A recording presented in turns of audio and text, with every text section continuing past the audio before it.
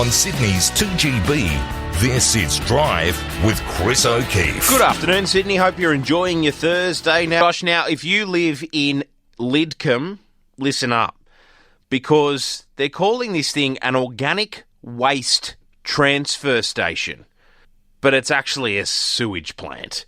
Are you okay with a sewage plant with all the smells that come with it being built in your backyard? We'll find out next. 131873, it's 25 minutes to 4, and if you live in Lidcombe, I'm sure you're across these plans to, look, this is what they're calling it, Organic Waste Transfer Station. It's a company called MA Investments that's pushing for this, and I had a look at a couple of the graphics, sort of the plans they've got for it. It looks inoffensive enough. But they're the owners, MA Investments, of this land on Church Street in Lidcombe. Problem is, it looks like a sewage plant on steroids, if we're being serious. So it's where food and garden waste would be dumped, manures, nappies. You get the picture, right? But you probably don't get the smell. And I reckon you can bet that locals don't want that smell in their backyard, and they're also concerned about the traffic impact, which everyone's always concerned about traffic. You could put a roundabout in, they're worried about traffic. You could put a swimming pool in, they're worried about traffic. You could lock the dog up in the kennel out the back, and there would be some people asking for a traffic report. However, on this one, you got to wonder, an organic waste transfer station. I don't think it'd be very nice close to your house. 131873 if you live in Lidcombe and you are concerned, because Councillor Helen Hughes from Cumberland City Councillor, she's a lifelong resident of Lidcombe, and she got in touch with us here on Drive, and she's pretty concerned about it, and she's on the line. Councillor, appreciate your time. Thank you, Chris. So how bad is this smell going to be, or potentially could it be? Well, we think that as community members, we think it will be very bad in some fashion or form. While certainly there's always indications that, yes, we'll deal with the odour as best as possible, it doesn't mean it's not going to be out there. And also, aside from that, of course, all the trucks coming by, the odour could also come from that. All you need is a breeze blowing and everyone's going to cop it in some fashion or form. How many homes are there? We've got quite a lot of homes, and just at the moment there is a great big build happening called Lidcombe Rise. It's got social housing, affordable housing and mainstream units. There's, I think, 360 odd. They're just about to open, and that's 90 metres away from this site. And these new owners, particularly, I've had a few phone calls from various ones of those, quite distraught. Here they are buying a brand new unit, and it's potentially now 90 metres away from this waste station. When you say there's potential for odour, how sure of you are that? Well, I feel pretty sure. Typically, wherever there has been waste stations before and current, there is always odour. So even though it suggests that they will do things to try and deal with it, even in their environmental impact statement, the actual documentation reads loading, unloading and operations, the processing, will be conducted entirely indoors to avoid excessive odour, dust and noise escaping from the site and impacting nearby sensitive receptors. So it just says to avoid excessive. That doesn't mean it's not getting out there. Yeah, I know what you mean, but stuff does smell, Councillor. You can, if you put your bins out on a Wednesday night, and you might have had fish the night before, it's going to smell. Absolutely. Wherever you go. And that's a norm. So would you like 80,000 tonnes per annum near your place? Well, it depends if it's properly managed, because there's these big waste stations are everywhere. They are. And the word organic is nice, warm and fresh and green and so forth, but who throws out their nice fresh food or their fresh fruit and vegetables? I doubt it. It's all decaying fruit and vegetables. Other things is also like the prawn shells, the fish heads, bones, animal carcasses, because it's not only just from the home, it will also be from commercial entities. So stuff like from your butchers, the beef, pork, etc.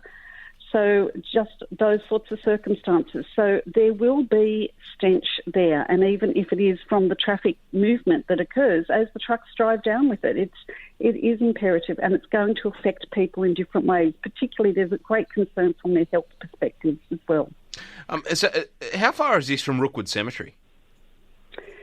It is just over the train line from that. It is very close to Rookwood Cemetery in that respect. Yeah. So Rookwood is on the south side of where that is.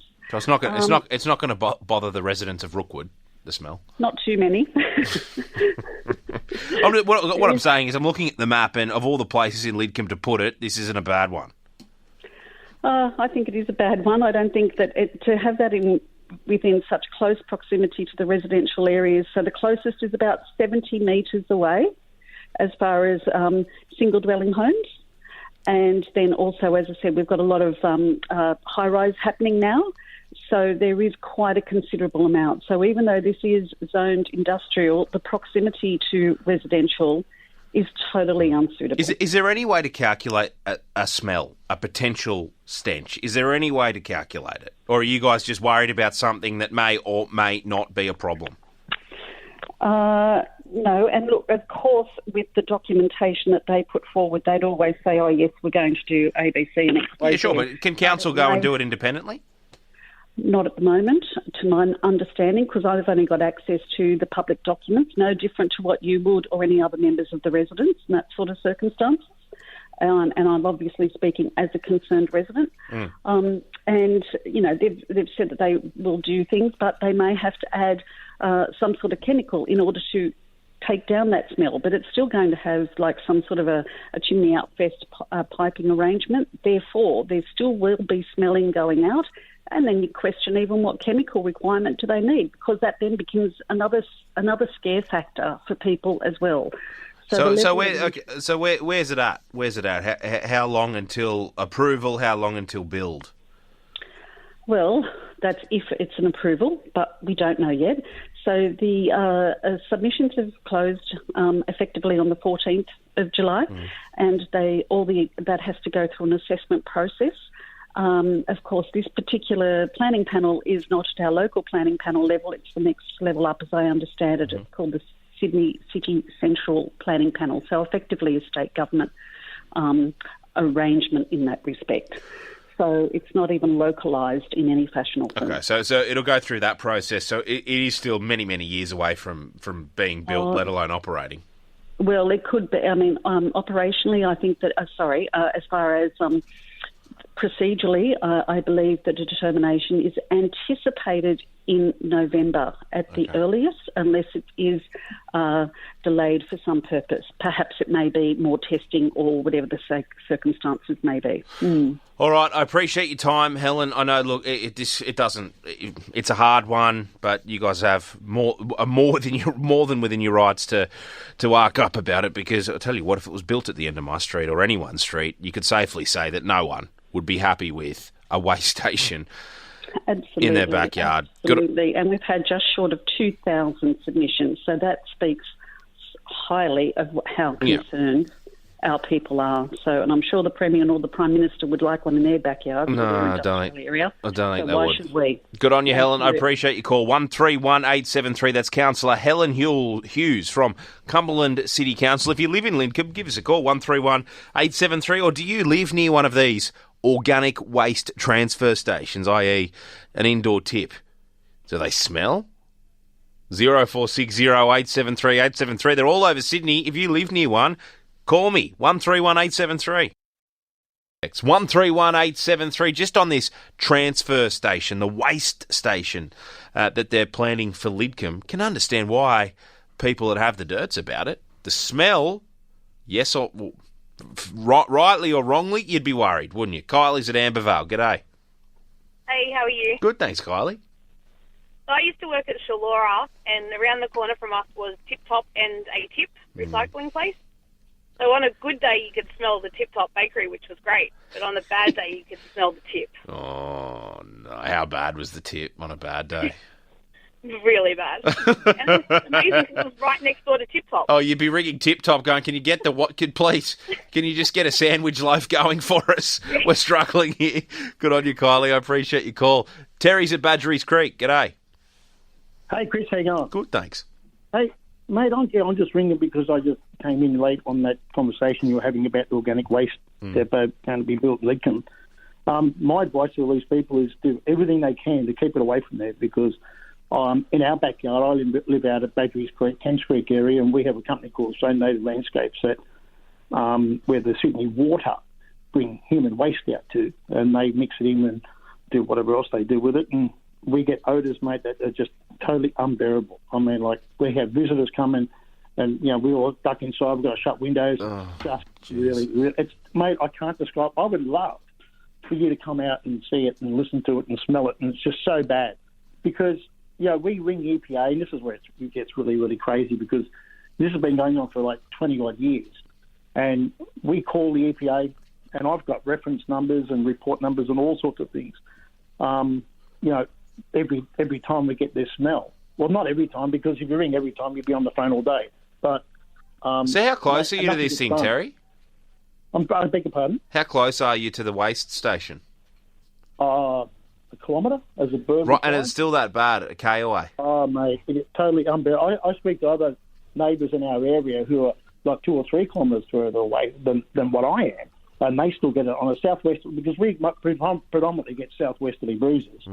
And whenever there's a southwesterly blowing, mate, we cop it. It's Kemps Creek, did you say? Yeah, because I've heard of this Kemps before. Creek, Yeah. Yeah. Okay. So Australian Native Landscapes is in Badgery's Creek, and I'm in Kemps Creek, which is a neighbouring suburb. And mate, it's so bad. Yeah. All right, Terry. I appreciate you calling in, mate. Thanks so much. Michael's at Curl. G'day, Michael. G'day. How you going, Chris? Good, thank you. Look, I used to work in CSIRO, and back in the early 1990s, the Water Board used to do an evaluation on odours that people can smell from their smokestack, from their chimney stacks. And, you know, I'm sure that there's techniques of measuring the odours coming out of these facilities and what you can do about it. Yeah, well, I thought the same. And if you can get an independent analysis done, the people of Lidcombe, well, they can send that. Can't they give that to council or the planning board or the state government or whoever is ultimately assessing it and say, well, I know this is what the company's thrown up as their calculation, but this is our calculation, and that'll put it to bed? I would have thought so. Look, the Water Board were very concerned about this coming out of their sewage plants, right? And all you do is you can get a canister, get an air sample from there. That can be used through an instrument, and you can detect what's there. And I'm sure all that technique and that technology is out there right now. Good on you, Michael. I appreciate that. I'll pass that on to the councillor. Maybe they can pay for that. Good on you. 131873.